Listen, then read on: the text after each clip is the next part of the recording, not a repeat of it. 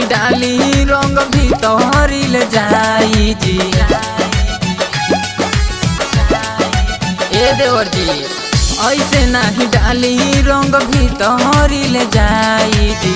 ऐसे नाही डाली रंग भीतरी ले जाई हमरा लहंगा में देवरू हो सर्दी होई जाई हमरा लहंगा में देवरू हो सर्दी होई जाई।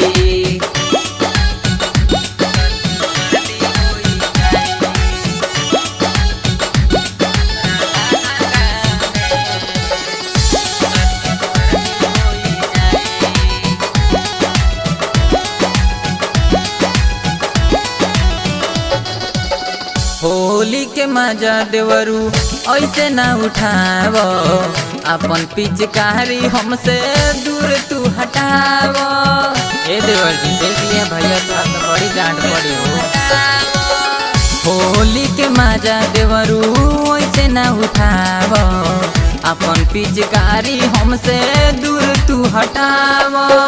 करी जनी तंग रंग अंदर घुस जाई जी। ए देवर जी काहे न मानतानी दूर हटी घुस जाई जी। करी जनी तंग रंग अंदर घुस जाई जी। करी जनी तंग रंग अंदर घुस जाई हमरा लहंगा में देवरू हो सर्दी होई जाई हमरा लहंगा में देवरू हो सर्दी होई जाई।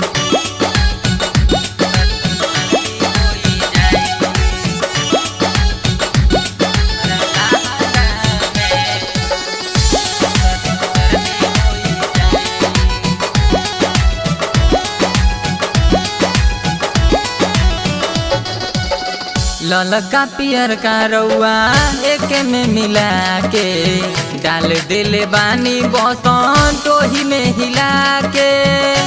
आवे तो भैया के तोरे कहत नहीं कि ना बहुत बिगड़ गइल बा तू। ललका पियर का रउआ एक में मिला के डाल दिले बानी बसन टोही में हिला के। देख ली है गुली सैया छान बुझाई जी। काहे न मानतानी जी मार के लाइव का पे भैया से। ऐसे नाही डाली रंग भीतरी ले जाई जी। ऐसे नाही डाली रंग भीतरी ले जाई हमरा लहंगा में देवरू हो सर्दी होई जाई हमरा लहंगा